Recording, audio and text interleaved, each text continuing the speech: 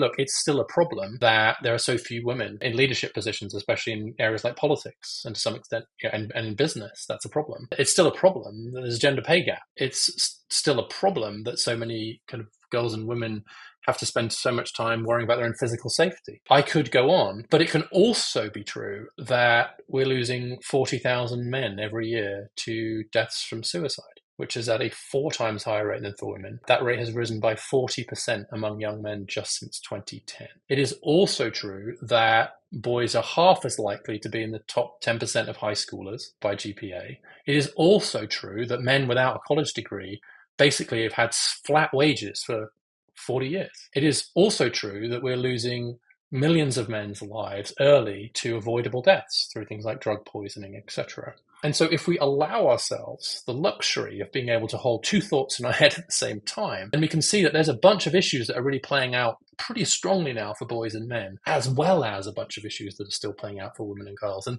I think in some ways, this is a necessarily difficult conversation to have, but it's both necessarily difficult and necessary. Richard Reeves, welcome to the show. Thank you so much for being a guest and showing up with us here today. Grateful to have you. Yeah, well, it's great to be here. I'm looking forward to this.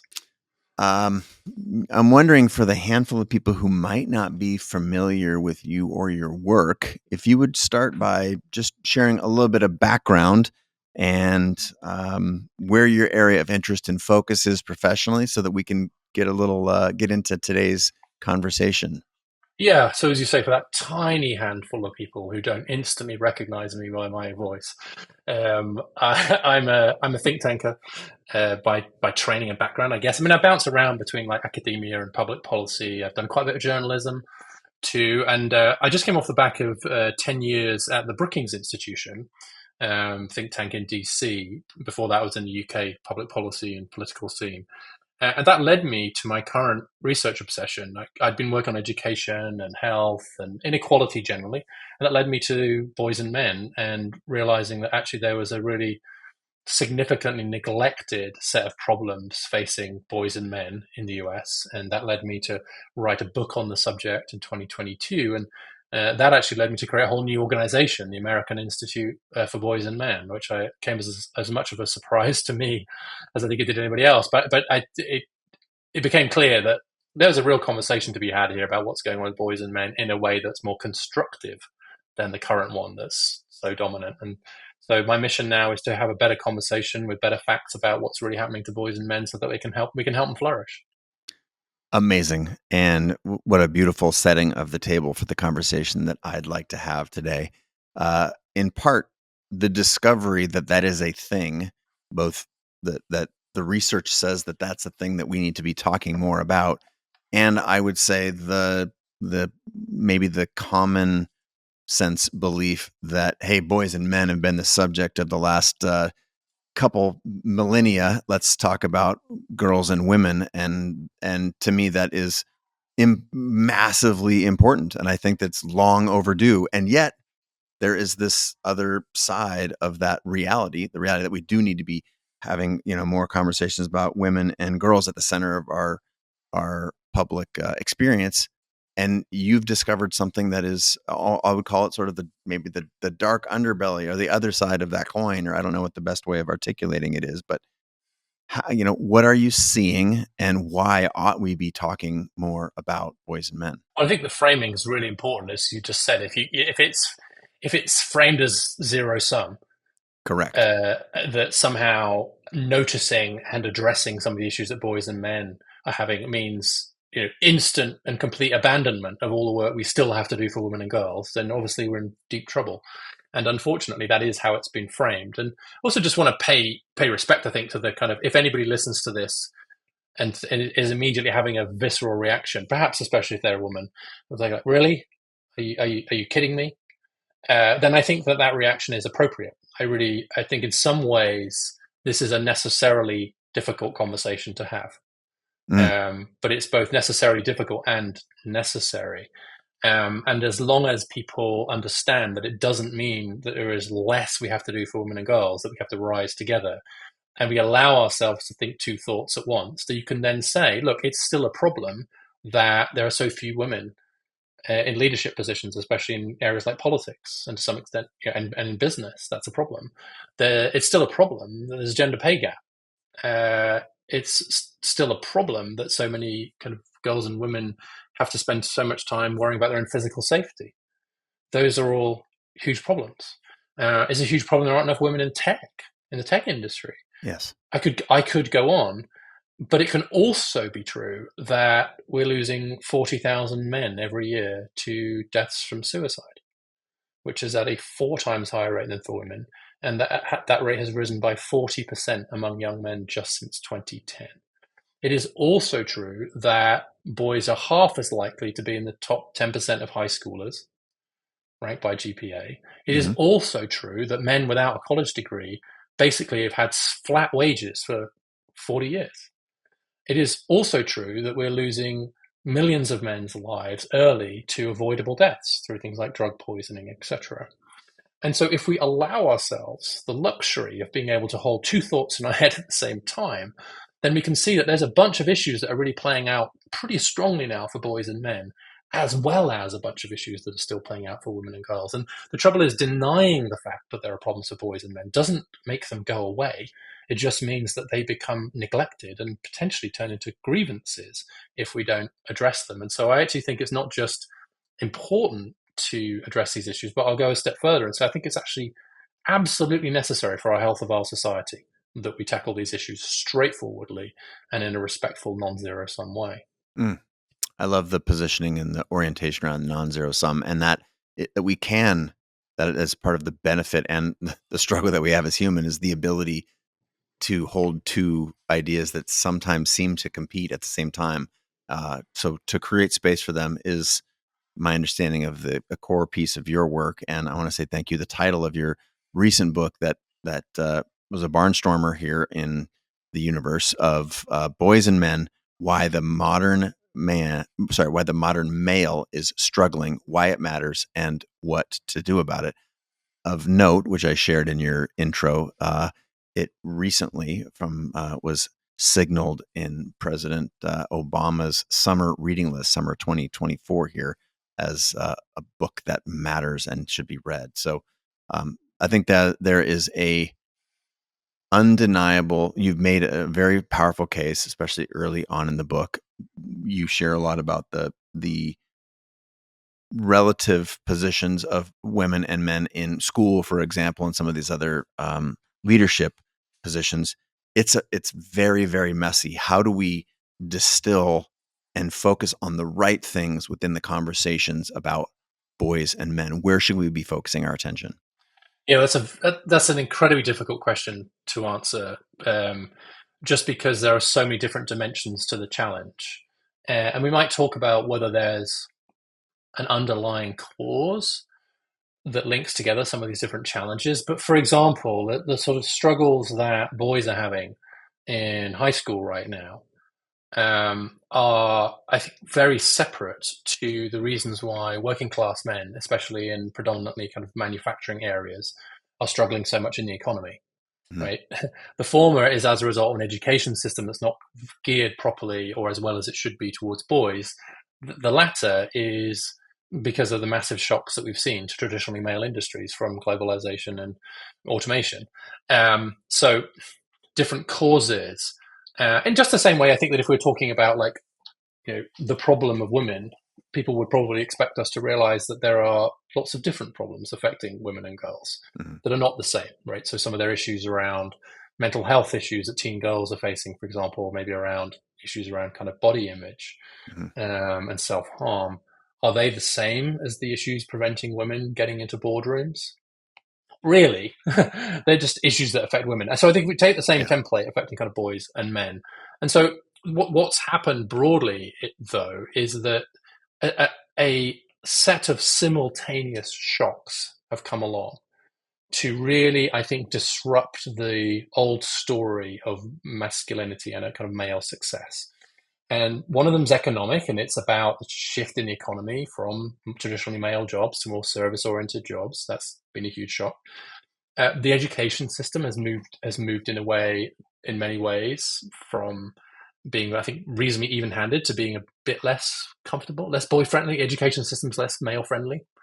And at the same time, this is huge change in the economic position of men and women relative to each other. The economic rise of women is a glorious thing. In fact, it's arguably the greatest economic liberation in human history that we've achieved in half a century, virtually. I mean, just to give you one data point on this, in 1979, only 13% of women earned more than the typical man. So typical man, that's 50% of the way up the male distribution. Only 13% of women were above that 50% mark for men. Now it's 40% of women earn more than the typical man. Now it's not 50%, right? So that's not equality, but my God, and that was since 79, right? So in my lifetime, in our lifetimes, we've just seen an absolute transformation in the economic position of women relative to men. That's a great thing. But if we allow ourselves to recognize that even great things can have downstream consequences, one of the things it's done is to just completely explode the old idea that to be a successful man, all you had to do was be a breadwinner, head of household, husband and father, etc. Job done. Now the question of what does it mean to be a man, how to be a successful man, has been opened up in a way that could be full of promise, but is also plenty of peril. Let's talk about it specifically on the vector of dads, because you go early in the book, you go into a great bit of detail on what you call dislocated dads, how fathers have lost their a role in the family. And I'm wondering if you can highlight a little bit about that. Yeah, well, actually, one of the statistics that you trip over on the way to a book. So, and you have your own book coming out, so you might. I don't know if you've shared this, but it's like there are these various moments, light bulb moments, and in my case, they're very often like social science statistics that kind of go, we've mentioned some of them already, but one of them was the fact that within 6 years of their parents splitting up, a third of kids don't see their father again. Wow. It's like 1 in 3 within a few years, dad's gone out of their lives. Wow. That's shocking. And it led me to. I've done a lot of work on fatherhood kind of before, but I'm a dad myself. I've got 3 sons, so I'm a boy dad times 3. And what's happened is that the old model of fatherhood was so intertwined with the model of kind of provider, like the model of particularly economic provider, protector, etc. And the way I think about it in an org chart point of view, I can probably say this here that I couldn't say elsewhere. You know how in an org chart you get dotted lines as well as solid lines, right? Yeah. And so I almost feel like dads had a dotted line relationship with their kids, right? There was a solid line relationship from mum down to kids, a solid line relationship between dad and mum, but then a kind of a dotted line relationship between dads and kids, because the relationship of fathers to children in the traditional world of homemaking mom, child-rearing mom, and economic providing dad, the one that my parents had, it necessarily meant that his relationship with his children was very strongly mediated through the family unit, and in particular through his wife. Well, now, unless you've got a 4-year college degree, most kids are born outside marriage now in the US, right? 40% of breadwinners are women. And so we've just completely upended that old model, and for very good reason. But in upending it, I think we've left a lot of dads feeling like, if I don't fill the old traditional role of being the sole or the main breadwinner, what am I for? What am I? And the answer is, you're for everything else, dude. Like, you couldn't be more important to your kids' lives. Like, dads just matter, period. But I think we're in this really difficult moment transition between the old model of fatherhood and the new one that we have to be fashioning, which is not contingent on how much bacon you bring home. Yeah. One of the things that made me interested in your work, again, your book came out in 2022. I'm just now celebrating it because I'm late on the scene, clearly. But like President Obama. Exactly, you're like good, President you're in Obama. Company. There's a rise in my communities of men's groups. There are email newsletters that are written specifically for that are aiming to address the challenges that you've highlighted here in your research and early on in our conversation here. That caught my attention, and I'm aware of friends who are in exactly that situation that you shared, where they feel like a dotted line to their children, and and I disproportionately orient around tech and creativity, and the for men who find themselves in a non uh, in a role where they are not the breadwinner, there seemingly are no vectors for communication and for talking through how Hmm. society views them, how they view themselves. And so just early, I started hearing a lot more about that just very casually. Then I saw, groups that were bubbling up and workshops for men. And now I have so many people and so many male um, friends that are a part of these communities because of the challenge that you have highlighted. There's this feeling of disconnectedness and not a clear path of resolution because it is complicated, because it's not a zero sum game, despite the presentation of it as such. So I saw this coming up. Your book hit my radar. I've read the book. It is very, very insightful, and there are so many things, especially when it comes to a culture that's so complicated, and yet you've managed to navigate what I feel like is a really healthy path. So I do want to recommend the book, not just to fathers, but also um, to fathers and men, but to mothers and women as well, because I think there's a bunch of insight in there that are carving out this sort of middle ground, this an understanding based approach. So, A, Hmm. kudos to you. B, I was fascinated when um, Melinda French Gates. I'm here in Seattle. The Gates Foundation is here in Seattle. Very powerful giving organization. Melinda Gates just announced she's going to donate $1 billion over the next 2 years to support women's rights. And as a part of that donation, one of the recipients was your organization. So clearly, within the universe of think tanks and organizations like the Gates Foundation, which does a lot of studying of these challenges, we know that that funding, for example, your research and your institution will be helpful for, I would call it remedying this challenge that we find ourselves in. A, was that a surprise to you that you received that that you were the recipient of some of that, and then B, tell us why it's the right thing for dollars to be doing to fund research on boys and men. Yeah, I'm not sure I've had a more surprising email. Trying to think of an equally surprising email. It's one of those emails you have to sort of read three You're times like, and wait, check the font size and the IP are you address. a prince? Are you a prince Yeah, from Nairobi? yeah. Are you asking me for $20 million? But sure enough, it was legitimate. There's a slight caveat, which is that most of that money is actually I'm a grant maker now, so is to be spent on boys and men for sure, but through this donor advised fund. But I've decided to call the fund.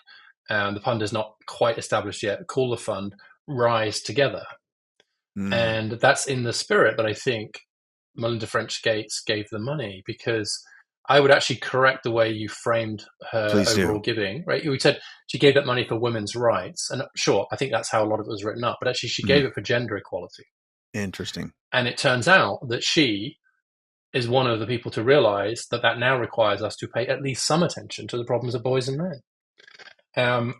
Because actually there are issues for boys and men that fall under that orbit of gender equality as well. That gender equality kind of has to go both ways. And I think even more profoundly, and she said this publicly, that like it's not great for women and girls if men are struggling. Hmm. And the message that a world of floundering men is very unlikely to be a world of flourishing women has really landed with a lot of leaders of women's movement groups more than with the mainstream. I find it very interesting that I go to I've done a thing with Gloria Steinem and planning something else with her. She's obviously a leader of the women's movement, and as you mentioned, Barack Obama had my book, and now Melinda French Gates has given this key support. What I find very interesting is that there are some mainstream kind of institutions, say a company or an association, they might have me come speak, or they think about it. They're like, oh, but it's very it's very well, they're like they think they're going to get attacked for talking about it. They say, oh, it's very controversial and people won't like it. And I'm like, well, I know I also spoke at UN Women, the He for She initiative. I said, well, UN women and Melinda French Gates and Gloria Steinem and Barack Obama are okay with it. So who do you think is coming for you exactly? And what I think has happened here, and it's a result of perhaps some of the changes of recent years, is there's almost this kind of feminist folk devil that people have in their mind. They actually think that if they just articulate some of these concerns about boys and men, they'll get attacked for it, right? Yeah. But they won't get attacked for it, because any women or women's groups who are paying attention to what's happening, they're seeing the same trends. Yeah. And they know that long run, that's not good for women and girls either. Now, it's not their mission to address them. I'm not asking UN women to become UN women and UN men. They do UN women. But the fact that they've noticed it and acknowledged it should give everybody else a bit more spine when it comes to saying it's okay to talk about this as long as it's not kind of in a zero-sum way. So I think in that sense, Melinda has shown herself to be quite a leader by at least allocating some of the funds for gender equality specifically to the cause of boys and men, and for being courageous enough to do so. And as far as I can tell, it's been well received. She hasn't taken huge heat for it, in the same way I haven't taken huge heat for this work. You get the fringe people, Sure. but if you ignore the lizard people, you're okay. The lizard people, which is sometimes a full-time job. But I do think it's interesting, and I ought to. So we don't go deep into politics here on my show, but I do think it's fascinating, and you are very articulate on this point in the book, that politically, the left, as you call it, is in denial, and the right there's an element of turning back the clock, and that these two things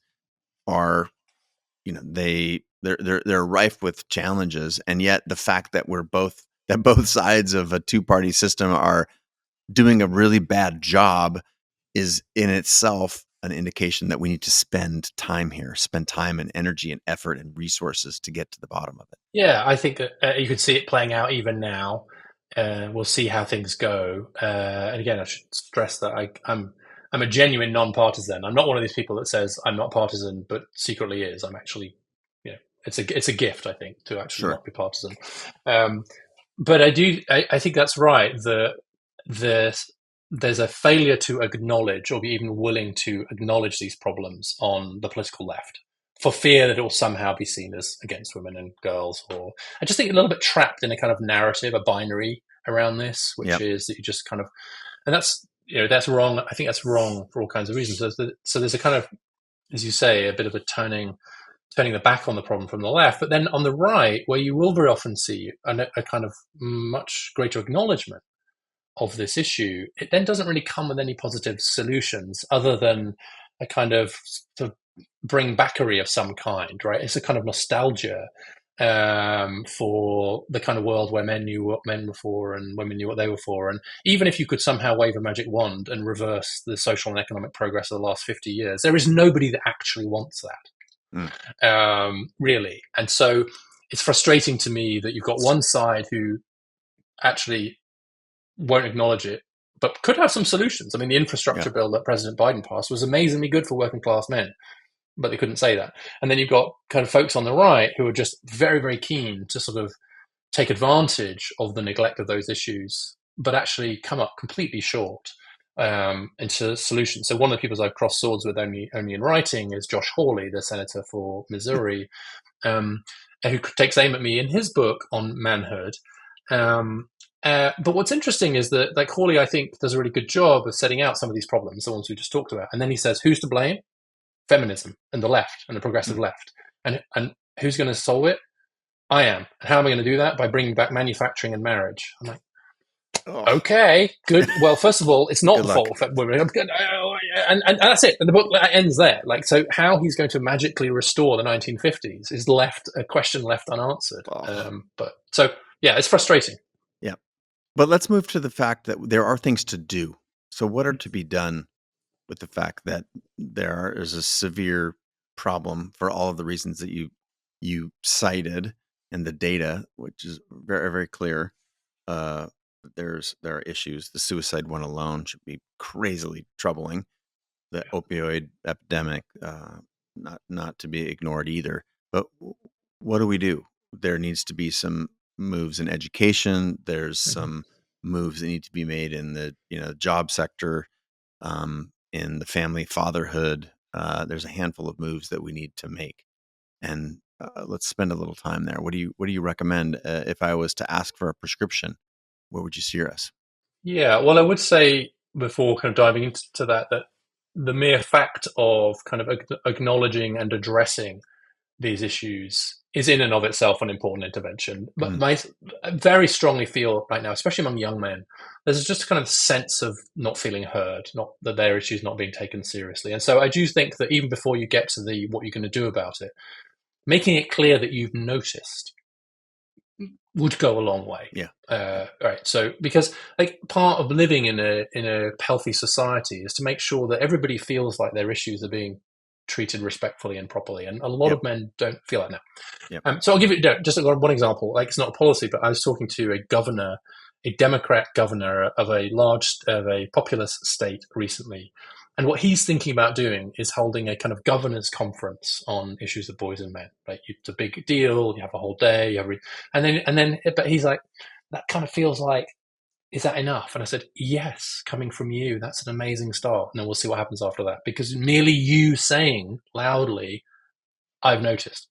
And then for some specifics, I think in education, more vocational training, more Hmm. technical training, like we've moved away from that.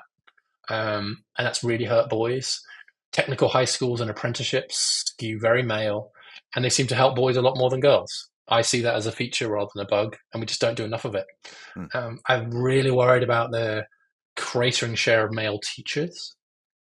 I talk a bit of that in the book, but the American Institute for Boys and Men has done work on this, and so like Tim Walz is currently out there on the hustings as Kamala Harris's vice presidential pick, and getting a lot of attention for having been a high school teacher. Well, in the 80s, when he was a high school teacher, 33% of teachers were men. Now it's 23% and falling. Wow. Wow. And falling. Um, Falling, yeah. And it just goes down and down and down. And it's very clear that actually just not having guys around boys, especially the boys who maybe don't have a great relationship with their fathers. And actually, I just discovered recently that 40% of male teachers are also coaches compared to 8% of female teachers. Now, I'm in no way not saying female teachers aren't awesome. I'm sure I won't. I hope I won't be misunderstood on that point. But like when 40% of the guys are also coaching something, Yeah. isn't that a huge win? And so for every man we have less in teaching, we have point four fewer coaches. In fatherhood, I'm a big advocate of paid leave. That's obviously a very divisive policy issue, but it's got to be for dads as well. Mhm. Dads have got to feel like they're getting some kind of help with that. And I'd really love to see us kind of helping men in the economy through things like apprenticeships and access to some of those kind of better jobs. And as I said, like, some of this sounds small bore to start with, but simply, I think we need I really don't like the word crisis. I think that in some ways, I think there's a kind of crisis of crises. Right? There's so many. There's a climate crisis. There's a mental health crisis. There's a crisis everywhere you look. And so I'm very careful about my language here. But I would say that what's happening to the loss of life from suicide among men and the massive rise among young men, I think that is a crisis. Yeah. I don't know how we can lose like as many men every year to suicide as we lost in Vietnam, and not be like, hello, alarm bells, like, and there Yeah. just aren't alarm bells. So I think a national conference on that, massive investment in tailored mental health programs, because too often mental health codes female, and that means a lot of men are actually kind of left out.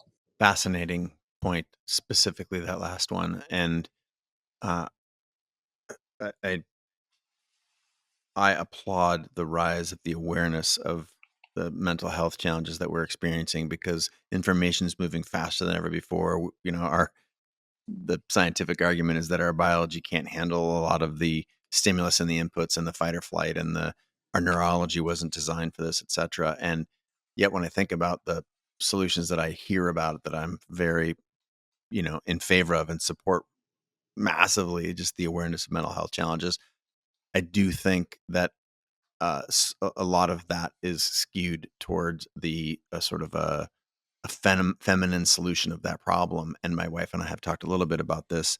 Do you feel like that is at the core of, this is not a zero sum game, but do you feel like that is a piece of the puzzle on why male suicide is so high, just specifically because the Yeah. systems, you could acknowledge and point to all sorts of stuff with health and wellness and women's health, for example, in the past. Women's hormonal health in particular was Mm. largely ignored for hundreds, until Mm. recently. Like, oh my gosh, menopause is a thing, and we're, Yeah. Women are different. Yeah. catastrophically have ignored that. Are Yes. we on the precipice of something similar with men and mental health? Are we not providing vehicles that are more oriented toward that gender for mental health? Yeah, in fact, I think we're well past the precipice on that one, honestly, and I'm really glad you framed it that way, because so the new Secretary of Health in the UK, where I'm from, he's announced that he's going to have a men's health strategy, but in the announcing of it, because there's a women's health strategy, he said, "Look, I'm terribly worried about endometriosis among women and postmenopausal care and so on, but I'm also worried about all these men we're losing to suicide, and I'm really worried about underdiagnosis of prostate cancer, etc." So guess what? We can do two things at once. And the fact Yeah. that he's kind of young, progressive, and gay really helps, because Mm, very hard to say that Wes Streeting, as a young, progressive gay man, is harking after the 1950s. He mm, just sees the data as so great example of someone leaping over that. And the mental health, yeah, I do really worry about this, because there's been a lot of attention paid, quite rightly, to growing levels of sadness and mental health issues among teen girls, for example. hmm But I think not enough attention to the dramatic rise in the share of losses of life to suicide among teen boys. hmm And we have pieces from this on our site here, just to PR a little bit. Like Lisa Demure has a piece pointing out that the survey instruments that are used actually miss some male forms of mental health, because they focus on internalizing conditions, not externalizing conditions. mm, And with the same sort of mental health problems, actually, men typically are more likely to externalize, in other words, act out. Women are more likely to or girls internalize, in other words, feel bad. hmm But their questions are all about internalizing. So Lisa makes the point that we're actually just missing, in the way that the surveys are designed, some of what's happening. Then the mental health professions themselves. I mean, I mentioned teaching earlier. Yep. There are almost no men in the mental health professions now, which was not true in the 1980s. Like psychology was 50-50 in the 1980s. It's now 20% male and falling. Social Wow. work's got halved. There are almost no male mental health professionals in schools. Mm, And then I would also say that if you just look at the sort of the tone and the images around, I've been doing some work on this recently around sort of mental health websites, kind of etc. There's just no question that it skews female, yeah. and most of the apps, etc. And but that's not bad, except that it's insufficient, Yeah. because it isn't enough of a framing. There are a few examples now of apps and organizations trying to do this differently, that lean into a bit more of a male way of communicating about mental health problems, right? And we Yeah. just absolutely need that. And it is, I will say this quite strongly. I think it is genuinely shocking that the American Psychological Association has not said anything or done anything about the fact that the share of men in the profession is going through the floor. And I really do think they would be doing so if it was the other way around. Can you imagine if the psychology profession had become 80% male and was heading to become 90% male?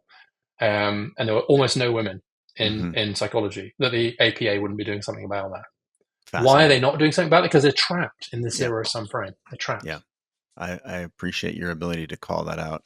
And one of the things a note that I have in your book on this topic is around the modalities of help for mental health. As an example, scientifically, men speak less words every day than women. So, more or less verbal. That is just, um, Mm-hmm. I found that. And then the fact that the most common therapy is talk therapy, and just as an example. To me, that again, it's not that women aren't or men aren't being helped. It's just both these things can be true, right?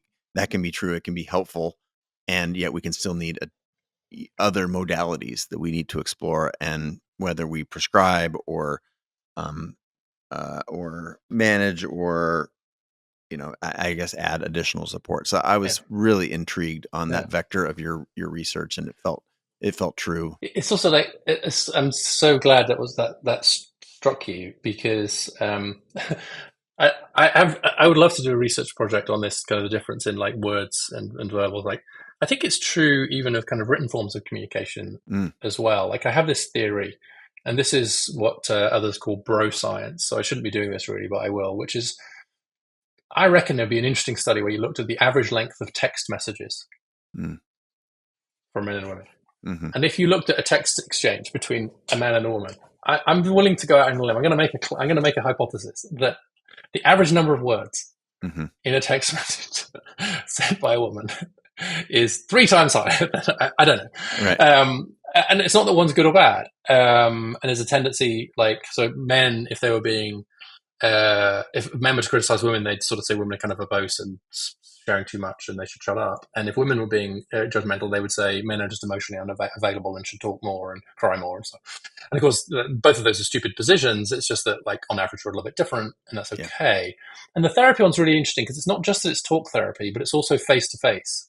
Mm, And one of the things I've been really intrigued to kind of learn is that on average, and we'll just say that once in this podcast and assume people understand what that means, like on average, men communicate a little bit more effectively shoulder to shoulder than face to face. wow. And there's even studies that have been done where you look at men in a kind of social setting, and they measure the angle of their feet in relation to each other.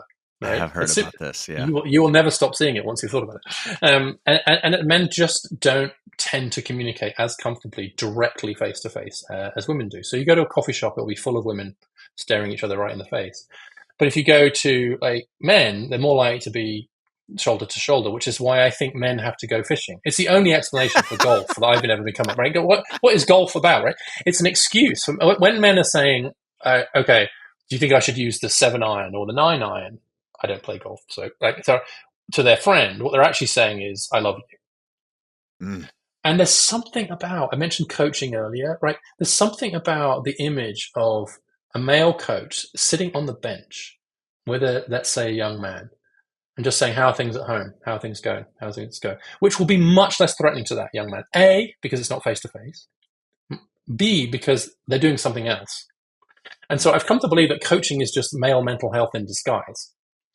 And that's fine. If we, I don't care what we call it or how we do it. And a lot of male therapists now are doing talking therapy while they're walking. So they call it walking therapy. mm.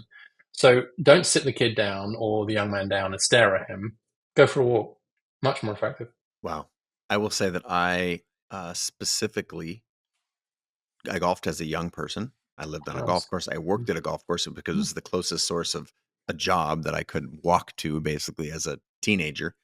Then didn't play the game for 25 years or something, and took it up again in COVID. And there's a little twist to the story which goes like this, and that is in gosh, I don't remember. It's just basically the year before. So if pandemic hit in what was it? 2020. 2020. So March of 2020. In my 2019 resolution was to spend more time outside with guy friends. And that was just because I was falling out of touch with my male friends. So July comes, I had not made any progress. When you look at your New Year's resolutions, you're like, oh my gosh, I'm that guy. I'm the person who's not done anything. The thing they said, so I bought golf clubs for my own. Actually, I asked for them for my birthday, which my wife was kind enough to say, cool, throws down, gets me the golf clubs. I received them in September.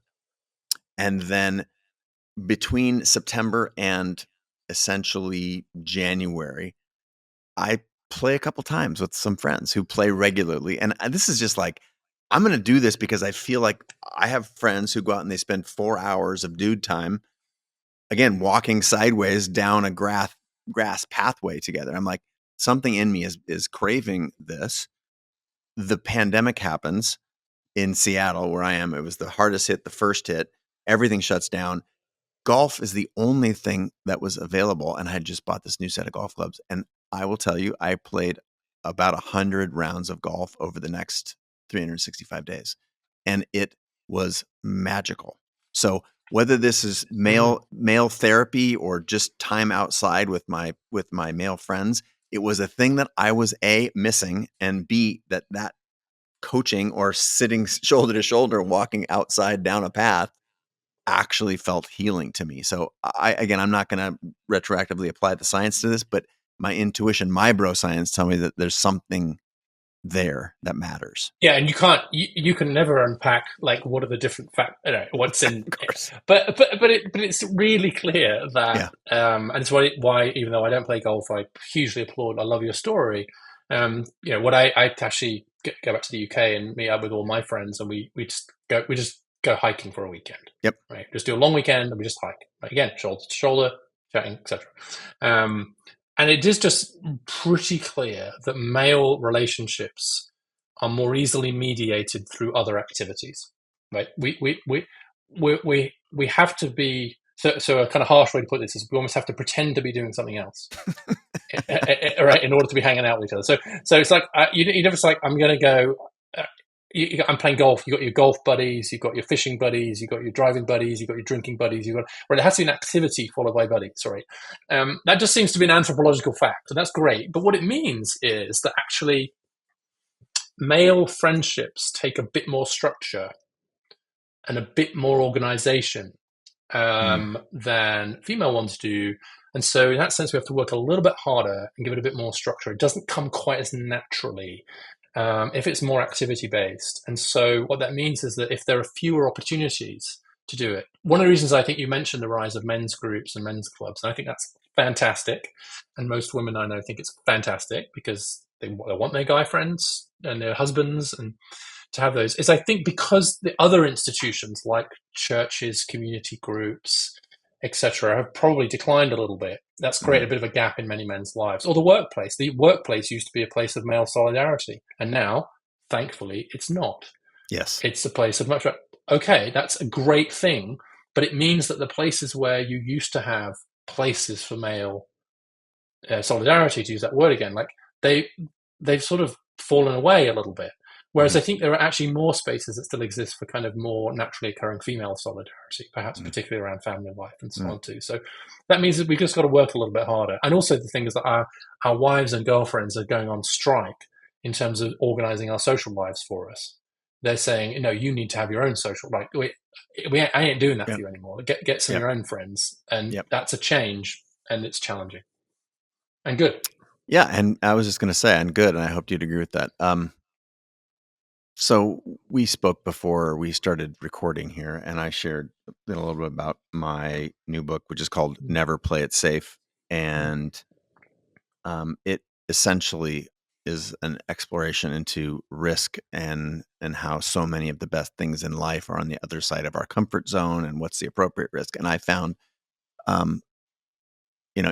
there's some interesting research around risk and different gender. And I'm wondering if, you've seen some of this in your research and if you could maybe articulate what you've learned. Yeah, well, congratulations on the book and great title. Thank you.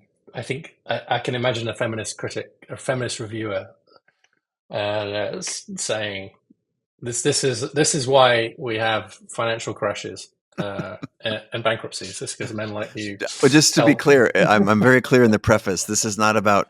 I would say it's not about seatbelts and sunscreen, mental or physical safety, all of which are precursors and important to our longevity and wellness. But for everything else, and again, there's no gender cast in the book, but I did see some interesting research. Yeah, and then when we were kicking it around, before we recorded, you shared some of that with me, which I thought was interesting. Yeah, I find it a good way to get into a more constructive debate about sex differences. Because the debate about sex differences tends to be captured by the extremes, which is either there are no sex differences except those that you're socialized into, right? So if boys are more X than girls are, aggression, say, then that's only because we teach them to be aggressive, right? Or more obsessed with sex, or take more risks. It's all socialization. And then there's another view on the other extreme, which is basically biological determinism, which is, of course, men are going to be aggressive. They're full of testosterone. What can you do? Right.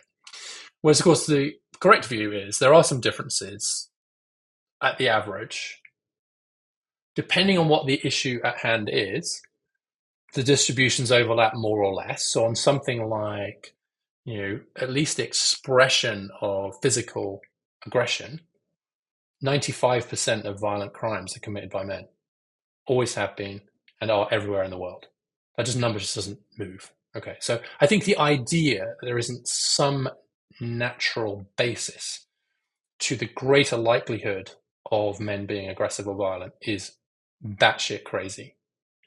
But what that doesn't do is say, well, that's just how men are. What it says is, well, in that case, why is the violent crime rate in Singapore 10% of what it is in Malaysia? Why is the violent crime rate today, I'll make a number up, 10% of what it was 100 years ago? Yeah. Right. What's interesting about that is, so it's not that it's in any way like men are somehow pre-wired to be violent or aggressive. It just means they have greater potential for that. And whether or not that potential is expressed depends on the circumstances. And risk is a great example because on average, it looks as if men have a slightly higher, they take more risks than women. There's different ways to put that: risk appetite, kind of, etc. And that's a consistent finding. Now, is that good or bad? Well, first of all, it's the average. So there are plenty of very high risk women and low risk men. Like, it's a bit like saying men are taller than women. That's a good analogy, right? On average, men are taller than women is a similar statement to men are more risk taking than women. Not all men, but on the average. Is that good or bad? Well, it kind of depends, right? And so in your world, we need some people willing to take some risks. Not, as you said, because that will, if it works out, that will be great. And also, there are some hyper risky professions. Yeah. That are almost all men. Like, my favorite example is smoke jumpers. Do you know what they are? Yes. They jump in and fight fires, forest fires. Yes. Yeah, in the middle of nowhere. Their job description is literally jump out of this perfectly serviceable airplane into a raging wildfire in the middle of nowhere and try and survive and live for a few days. Right. 99% of those workers are men. Most women I know, when I talk to her, said, yeah, you could definitely have that one. It just turns out that if you recruit for a job that requires you to parachute into a blazing inferno, you're going to get more men. That's not good or bad. And in a business context, of course, then when men take huge risks with substances or with driving or with their own lives or the lives of others, terrible. So the question as a society is, how do we channel that greater risk-taking appetite that we find on average in positive directions? How do we have entrepreneurship, not aggression? How do we have smoke jumpers, not shooters? Or whatever analogies you want to choose. And the last example I'll give is in business. I was really interested by this evidence that companies that are led by women, CEO and CEO, for example, they're less likely to go bankrupt than companies that are led by men. They're also, on average, less profitable. And I think a good interpretation of that is that if you have a male-led company, it's going to take more risks. And if those risks pay off, we'll make good profits. If they don't pay off, they go under. Whereas the women-led companies are a little bit less risk-taking, and so they're less likely to go under, but they're probably on the average a bit less profitable. So the conclusion from that could be, well, that's why we need to get rid of all the men, because they're destroying all our companies, and that's why we have Lehman Brothers and etc. And testosterone's destroying capitalism. We need kind of women who are much more sensible and steady. That was an argument that's made, by the way. Or the argument could be, that's why we don't want any of these women, because they're all kind of scaredy cats. Play it safe. We need these kind of, entrepreneurial, risk-taking men, right? Or you might say, maybe that's why we need both. Exactly. and in good combination and in diversity, right? Maybe that means that there's a complementary set of skills here that on the average go along with kind of men and women, and it's why we should have boardrooms that are neither all male nor all female, and one isn't better or worse than the other, we're just different.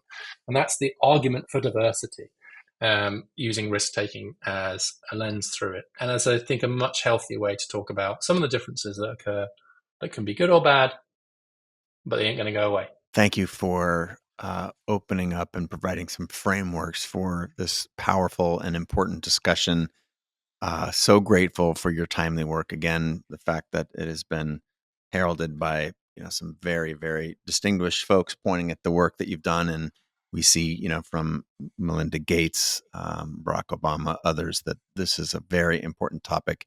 grateful for you setting the table for us. The work is brilliant. I'm going to share one more time again the title of Boys and Men: Why the Modern Male is Struggling, Why It Matters, and What to Do About It.